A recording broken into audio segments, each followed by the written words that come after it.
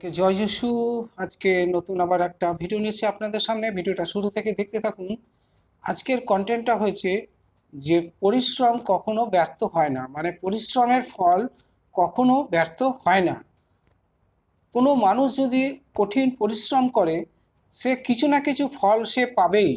ফলের আশায় হাতে হাতে সে ফলটা পাওয়ার জন্যই কিন্তু সে কঠিন পরিশ্রম করে, অক্লান্ত ঘাম ঝরিয়ে মানে এই রোদের মধ্যে সে ধান খেতে হোক, সে রাস্তায় কাজ করুক, সে যে যাই কর্ম করুক না কেন, সে ফলের আশায় কিন্তু সে কিন্তু কঠিন পরিশ্রম করে। তাই সৃষ্টিকর্তা ঈশ্বরের কাছে যদি আপনারা প্রার্থনা করি যে হে প্রভু, হে ঈশ্বর, আমি এই কাজটা করতে যাচ্ছি, তুমি আমাকে শক্তি দাও প্রভু, শক্তি দাও, যাতে আমি এই কঠিন পরিশ্রম করে যেন আমার কাজটা সাকসেসফুল করতে পারি। তোমার দোয়া যেন মানে আমার মাথায় থাকে, তাহলেই আমি জীবনে প্রতিষ্ঠিত হতে পারবো।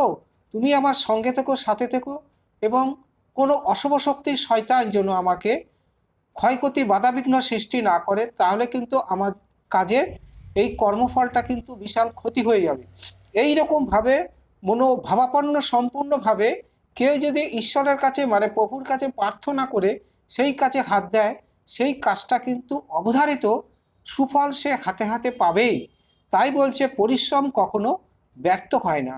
সে ব্যক্তি যতই গরিব হোক, সে ব্যক্তি যতই পরিশ্রম করুক, তার ফল সে হাতে হাতে পাবেই, পেতে তাকে হবেই। তাই এখানে একজন ভাববাদী বলেন, আপনার যা কিছু প্রয়োজন বা আপনি যা চান ঈশ্বরকে বলুন।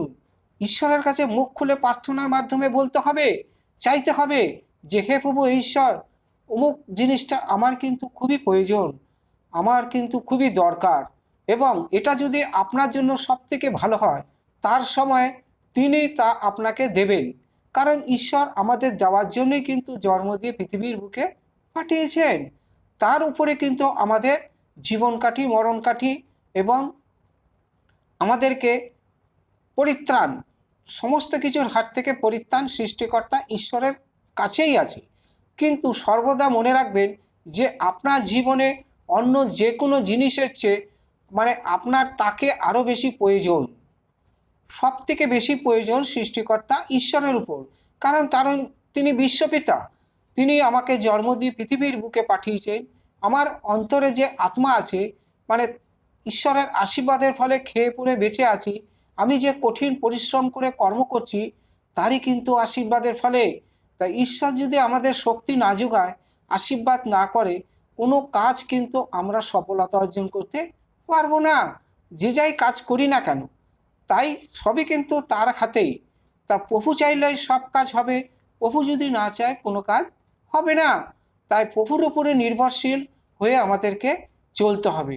তা সুতরাং কোনো মানুষ যদি লোভ লালসা না করে, ধনের পেছনে না ছোটে, মানে প্রভুর উপরে জীবনের সমস্ত ভার, চাপা পাওয়া দায় দায়িত্ব যদি তুলে দেয়, প্রভুই কিন্তু আমাদের পথ দেখিয়ে নিয়ে যাবে।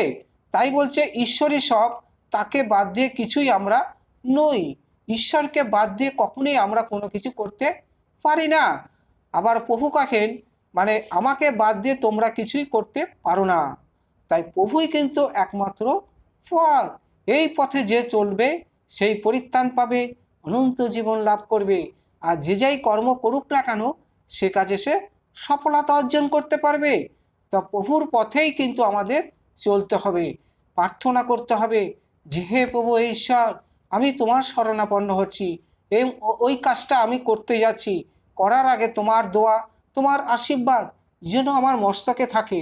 আমাকে কোনো অশুভ শক্তি শয়তান যেন বিচলিত করে আমাকে কাজটা লণ্ডভণ্ড করে দিতে না পারে। তুমি আমাকে শক্তি যোগাও, আশীর্বাদ করো, তাহলেই কিন্তু আমি সফলতা পাবই পাবো। আর তুমি আমার প্রভু, তুমি আমার ঈশ্বর, তুমি আমার সঙ্গে থেকো, সাথে থেকো। যতদিন বেঁচে থাকবো তোমার নাম ডাক যশ করবো এবং স্বর্গরাজ্যের সুসমাচার প্রচারকের কাজ করব। এই রকমভাবে কোনো দাস দাসী, প্রভুর শিষ্য বা কোনো মানুষ, দিন দুঃখী গরিব মানুষ প্রভুর উপরে নির্ভরশীল হয়ে চলে, তাহলেই সে জীবনে সফলতা অর্জন করতে পারবে। হালেলুয়া। আজকের কন্টেন্টটা এই পর্যন্ত। সবাইকে জয় যিশু। প্রভুর কাছে প্রার্থনা করি আপনারা ভালো থাকুন, সুস্থ থাকুন, আর কোনো কাজে সফলতা যতক্ষণ না অর্জন করছেন প্রভুকে কিন্তু ছাড়বেন না, একদম প্রভুকে ছাড়বেন না, প্রভু ধরে থাকবেন। আর ভিডিওটা যদি একটু ভালো লাগে একটা সাবস্ক্রাইব দেবেন, কারণ এর থেকে ভালো ভালো ভিডিও কিন্তু সবার আগে আপনাদের কাছে পৌঁছাবে। সবাইকে জয় যিশু, আমিন।